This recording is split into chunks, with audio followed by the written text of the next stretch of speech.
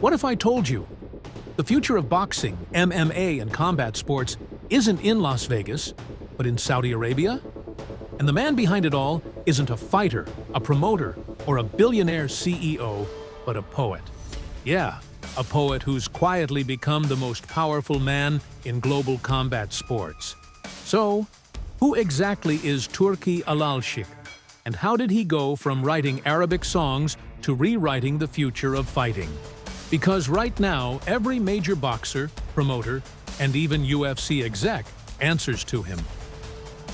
The power shift no one saw coming. For decades, boxing's heartbeat was Vegas.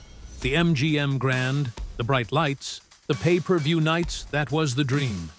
But now, that dream has a new address, Riyadh. The biggest fights, Tyson Fury versus Alexander Usyk, Anthony Joshua versus Francis Ngannou, and the Day of Reckoning event all happened under one man's command. Not the promoters, not the networks. It's Turki Alalshikh, the Saudi royal advisor, who turned a desert kingdom into the capital of combat sports. But here's the thing, Turki isn't just throwing money around.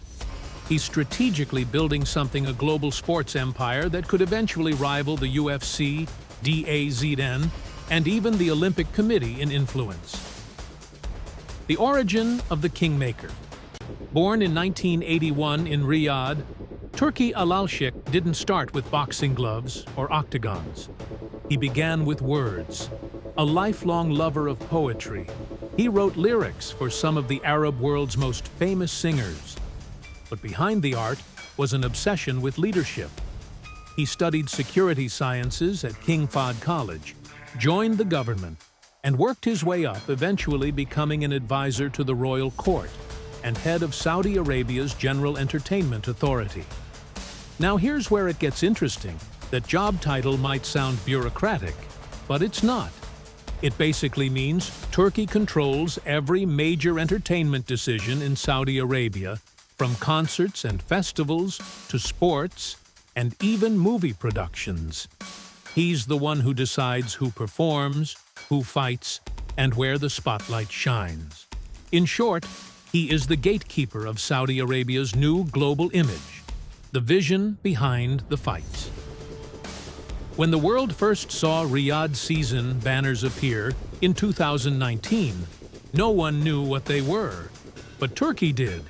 He envisioned a full-blown entertainment revolution, transforming Saudi Arabia from a conservative desert kingdom into a cultural powerhouse. And sports? That became the weapon. Because while the West was busy arguing about pay-per-views, Turkey was building pay empires. He began calling the world's biggest names, Eddie Hearn, Frank Warren, Dana White, and basically said, "Come to Saudi. I'll handle everything. Fighters will get paid more than they've ever dreamed." And guess what? They came. Fury came. Joshua came. Ngannou came. Even Ronaldo moved his entire life there. The money-power game. Now, let's be honest, money talks. And in Saudi Arabia, it screams. Under Turkey's leadership, Riyadh started hosting multi-million-dollar mega events. He made boxing cards look like Super Bowl's red carpets, fireworks, celebrity entrances, and paydays so huge, even Mayweather took notice.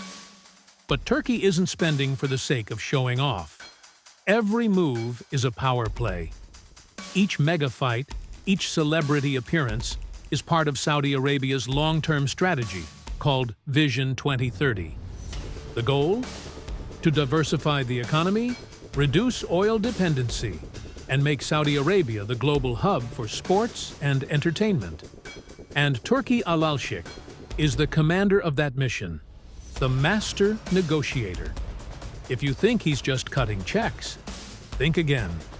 Turkey's biggest strength isn't money, it's influence. He somehow convinced rival promoters like Eddie Hearn and Frank Warren to work together.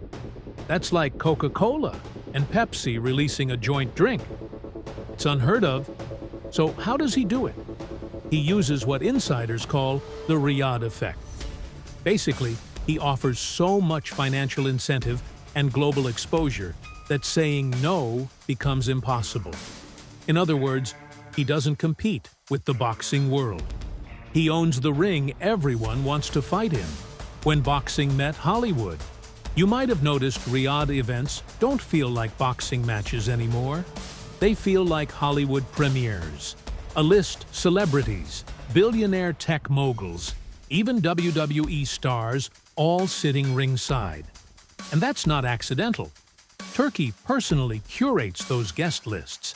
He wants each event to feel like a cultural moment, something bigger than sport.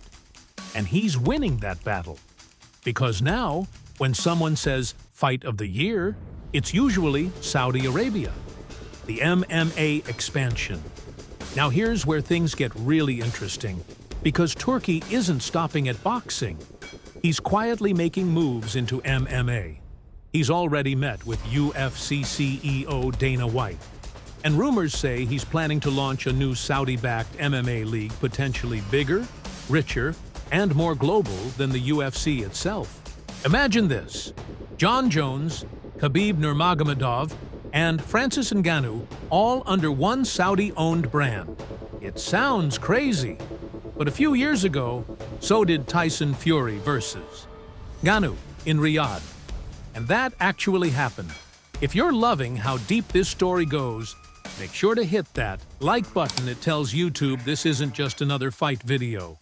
And if you want more untold stories of power, money, and influence in sports, subscribe right now so you don't miss what's coming next. The power behind the personality. What makes Turki so magnetic is his charisma.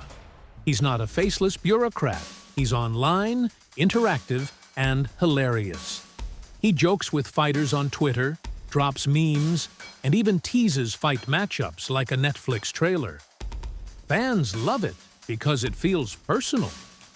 When he announces a fight, it's not through a corporate press release, it's through a tweet that goes viral within minutes. And he's not afraid to stir drama either. He'll call out promoters, praise underdogs, and even hint at future matchups just to get fans buzzing. He's basically the Vince McMahon of global sports, but with the budget of a small nation behind him. Controversy and criticism. Of course, not everyone's cheering. Critics accuse Saudi Arabia of sports washing, using sports to distract from human rights issues. And Turki, as the face of Saudi entertainment, often gets caught in that debate. He doesn't shy away, though. He's said repeatedly his mission is to bring joy, opportunity, and global attention to his country. And honestly, even his harshest critics admit that what he's built in just a few years is unprecedented. Think about it. Just 5 years ago, Saudi Arabia wasn't even on the boxing map. Now it is the map, building an empire beyond the ring. Here's what most people miss: Turki's plan isn't just about sports. It's about legacy.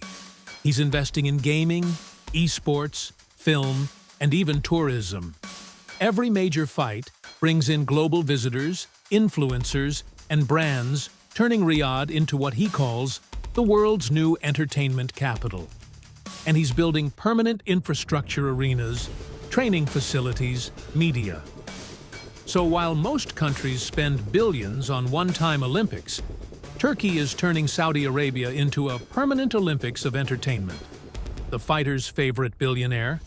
If you ask any top fighter from Joshua to Fury, they'll tell you the same thing. Turki treats them better than anyone.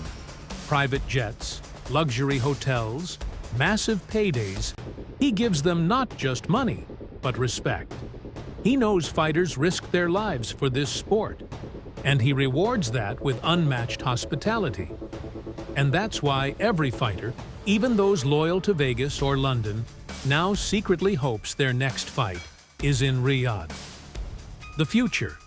Boxing's new capital. So where does this all go? If Turki has his way, the next 10 years of combat sports won't revolve around America or the UK. They'll revolve around Saudi Arabia. He's already planning a global fight league, merging boxing, MMA, and entertainment into one unified brand. A league that could pay athletes more, attract global sponsors, and redefine what a fight night even looks like. Imagine an event where boxing, MMA, and celebrity fights all share one mega stage streamed worldwide from a futuristic Riyadh arena. Sounds like sci-fi, but for Turkey, that's next year. Legacy of a poet turned powerhouse. Let's step back for a second. How does a man who once wrote love poems end up controlling the toughest sport on earth? It's poetic irony, literally. Turkey's story proves that real power doesn't come from muscles or titles, it comes from vision. Turki Alalshikh isn't just changing boxing, he's changing the entire game. If you enjoyed this breakdown, like the video, drop a comment with your take on Riyadh's rise, and subscribe for more deep dives into the people reshaping our world, one shocking move at a time.